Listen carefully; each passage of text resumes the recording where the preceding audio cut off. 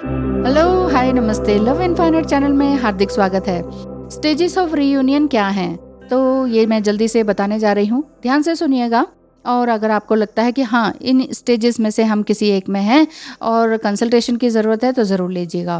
पहली बात, first stage ये बताती हूँ कि आपके अंदर एक स्ट्रॉन्ग सेंसेशन होगी कि yes, someone is waiting for me. कोई तो है, यानी कि कुछ तो है जो चल रहा है इस उस सब को पलट देने के लिए, जो वो है इंसान आने वाला है। यानी कि इस समय मैं जो भी कर रहा हूँ या कर रही हूँ, अगर आप डिवाइन फेमिनाइन एनर्जी में, तो आप इस तरह से सोचेंगे कि कोई तो आएगा जो ये सब कुछ पलट देगा।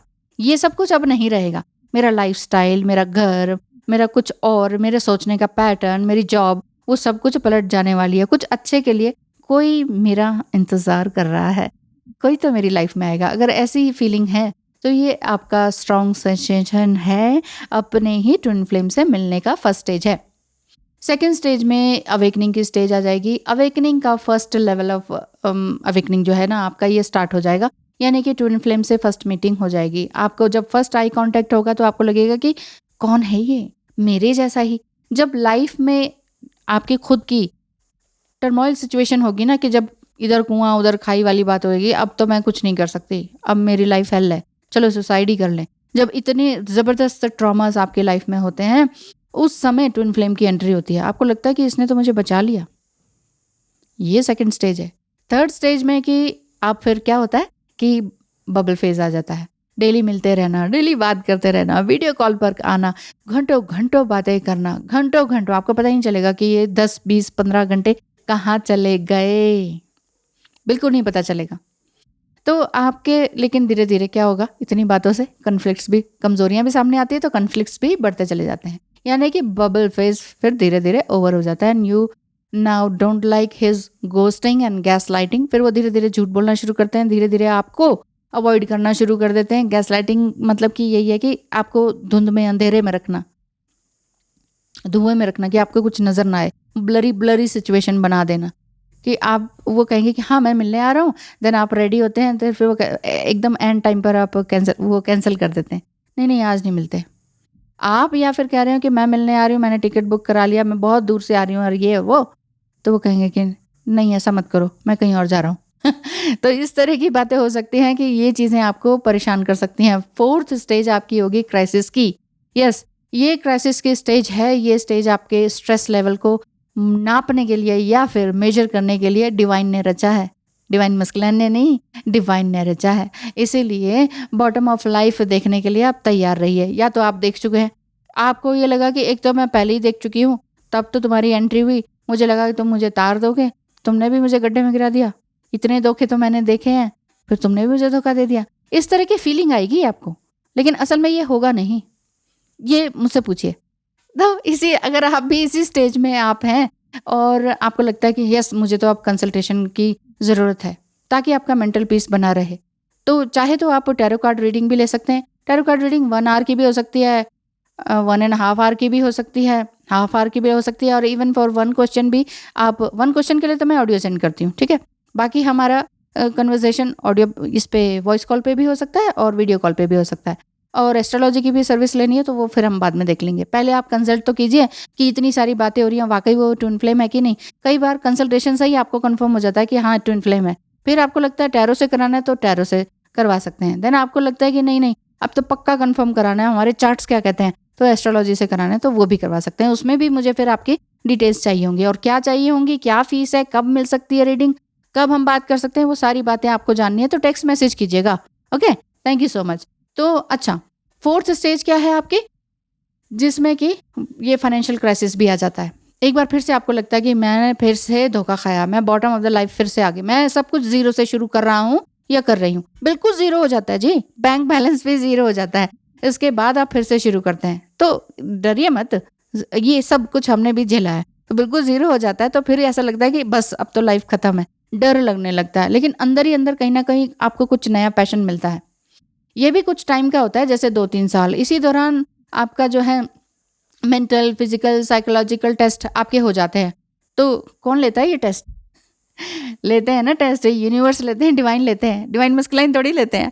तो आप ये मत सोचिए कि डिवाइन मस्कुलाइन आपको आपकी लाइफ को हेल्प करने के लिए आ गए, आपकी एनर्जी को ड्रेन करने के लिए आ गए। ठीक है, हो रही है, उनके द्वारा ही आपकी ट्रिगरिंग एंड क्लींजिंग हो रही है, ये समझ लीजिए। 5th स्टेज आपकी रियूनियन की तरफ बढ़ने की वो ये है, वो तब आती है जब आपकी चेजिंग की स्टेज चलने लगती है। ये चेज, पुश एंड पुल की डायनामिक स्टेज आ जाती है। अच्छा, तुमने मुझे ऐसा कहा, मैंने तुम्हें ऐसा कह दिया।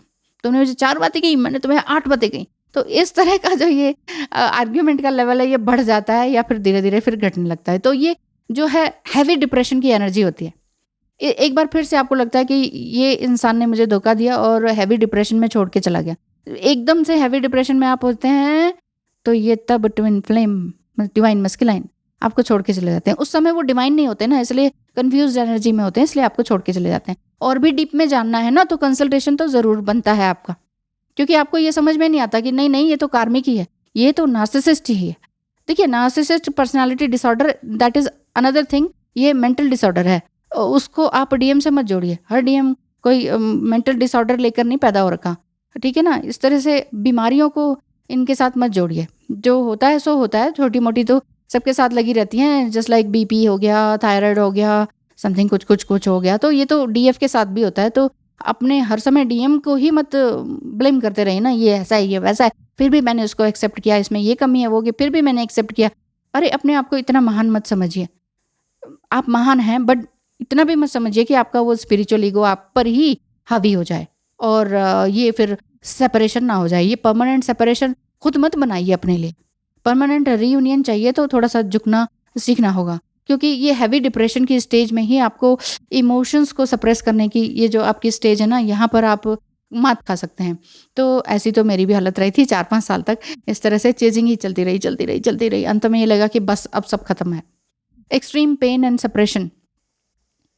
सप्रेशन ऑफ योर इमोशंस, जो इमोशंस को दबाना है ना, वो सारी बातें, हर तरह के इमोशन, समझ रहे हैं ना।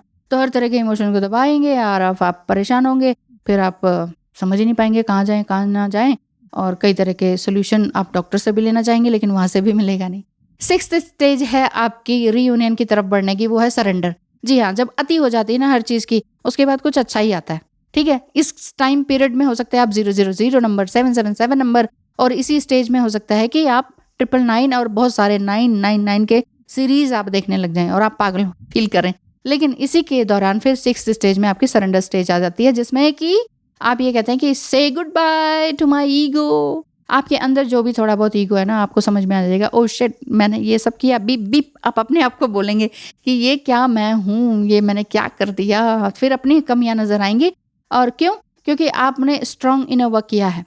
खुद पर काम करेंगे ना तो ही समझ में आएगा, अदरवाइज तो आप दूसरे को ही ब्लेम करते रहेंगे। उंगली कहाँ जाएगी? दूसरे के ऊपर। अब उसी उंगली को अपनी तरफ घुमाएंगे ना तो ही समझ में आएगा। खुद पर आपने काम किया है, give up and move on. इसका मतलब ये नहीं है कि आपने सरेंडर किया है और खुद पे काम किया तो मैंने छोड़ दिया। Give up and move on होना सरेंडर नहीं है। इसको भी समझना है तो आप कंसल्टेशन बुक कराइए, क्योंकि शब्दों से आप मात खा जाते हैं। क्योंकि कई लोग ये कहते हैं कि अरे, आप कहते हो कि डिटैच हो जाओ। आप क्या डिटैच हुए हैं क्या, जो हमें आप गलत गाइडेंस दे रहे हो?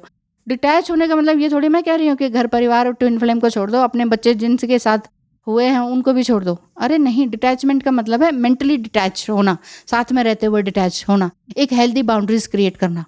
तो कमेंट करने से पहले थोड़ा अपने विचारों को मत लीजिए और फिर किया कीजिए, अदरवाइज तो कुछ का कुछ हो जाता है। कोई बात नहीं, आपका मर्जी है, जो मर्जी है लिखें।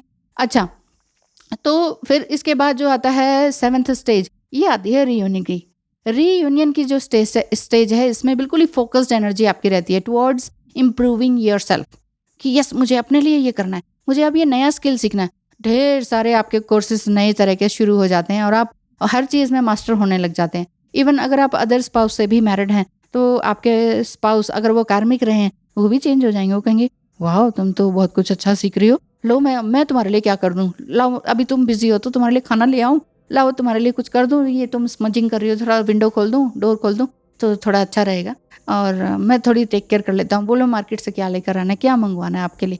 तो इस तरह से आपके जो कार्मिक है, चाहे वो पेरेंट्स हैं चाहे वो स्पाउस है, वो ज़बरदस्त रूप से चेंज होते हैं, या तो चेंज हो जाते हैं, या फिर अगर वो उसी टाइप के हैं या कुछ इस टाइप का डिसऑर्डर है उनको, तो वो भाग जाते हैं आपकी लाइफ से, आपको छोड़ के चले जाते हैं, बाय बाय हो जाती है। तो फिर आपको वो भी अच्छा लगता है और वो भी अच्छा लगता है, ये वाली बात हो जाती है। तो ट्विन से mind, body, soul, energetic and psychologically आप एक तरह से रीयूनाइट हो जाते हैं। आपने अपने टफ टाइम से लेसन सीखे एंड देन अपना बेस्ट वर्जन बन गए, ये वाली एनर्जी आपकी आ जाती है। तो इस एनर्जी में अगर आप हैं तो आपका रीयूनियन बिल्कुल करीब है। देखते रहिए, सुनते रहिए लव इनफाइनाइट चैनल को।